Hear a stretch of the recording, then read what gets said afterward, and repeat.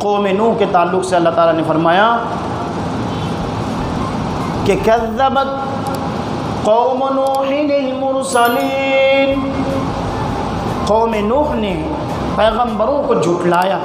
نبیوں کو جھٹلایا۔ اذ قال لهم اخوهم نوح الا تتقون، جب نوح علیہ السلام نے اپنے قوم سے کہا الا تتقون، اللہ کے بندو تمہارے دل میں اللہ کا ڈر نہیں ہے، اللہ کا خوف نہیں ہے، اللہ کی خشیت تمہارے دلوں سے ختم ہو چکی ہے کہ تمہیں اللہ روزیاں دیتا ہے، اللہ تمہاری پرورش کرتا ہے، اللہ تمہاری کفالت کرتا ہے، چلنے کی طاقتیں اللہ تمہیں دے رہا ہے، دیکھنے کے لیے آنکھوں میں روشنی اللہ دے رہا ہے، اللہ کی سرزمین پر تم چل رہے ہو لیکن اللہ کے سامنے سر نہیں جھکاتے۔ نوح علیہ السلام نے جب اپنے قوم سے ان باتوں کی دعوت دی اور ان سے کہا الا تتقون،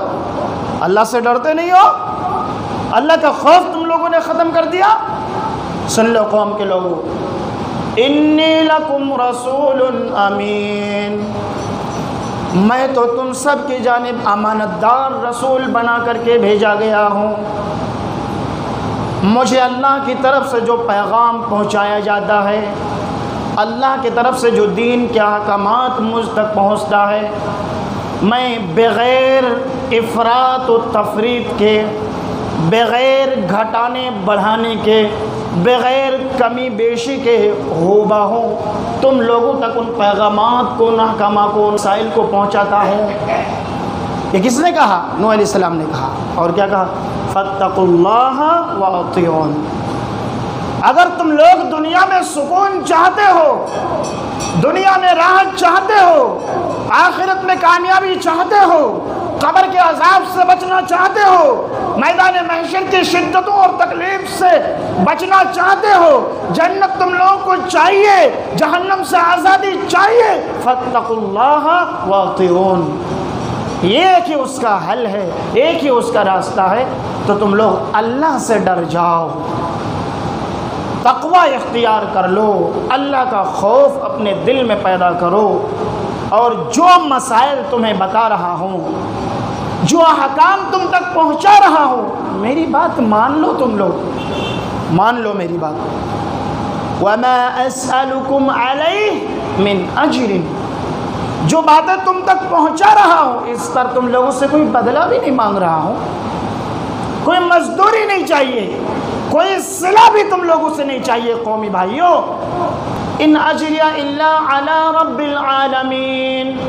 میری اجرت، میرا بدلہ، مجھے میرے کاموں کا صلہ تو اللہ رب العالمین کے پاس مل جائے گا۔ کل قیامت کے دن جب ان احکامات کو میں اپنے قوم کے پاس پہنچا کر کے جاؤں گا،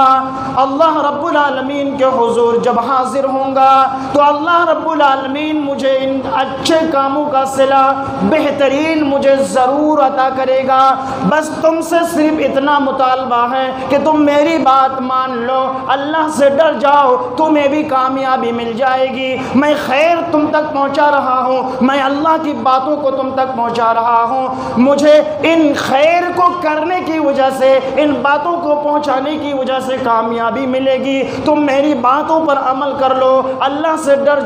جاؤ، تمہیں بھی کامیابی مل جائے گی، ہم بھی خوش رہیں گے، تم بھی خوش رہو گے، ہمیں بھی کامیابی ملے گی، تمہیں بھی کامیابی ملے گی، ہمیں بھی جنت مل جائے گی، تمہیں بھی جنت مل جائے گی۔ اللہ کے بندو، شرک کرنا چھوڑ دو، غیروں کے سامنے جھکنا چھوڑ دو، اللہ کی بات مان لو۔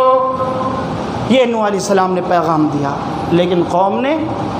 ایک بات ماننے کے لیے تیار نہیں، جھٹلا دیا۔ نتیجہ کیا ہوا؟ نتیجہ کیا نکلا؟ اللہ نے 950 سال تک نوح علیہ السلام یہی پیغام پہنچاتے رہے۔ جب قوم کے لوگ نہیں مانے، اللہ کا عذاب آیا، پوری قومیت کو ڈوبا کر کے برباد کر دیا گیا، اور آخر میں حضرت نوح علیہ السلام نے باقاعدہ دعا کر دی، لا تذر علی الارض من الکافرین دیارا، یا اللہ روئے زمین پر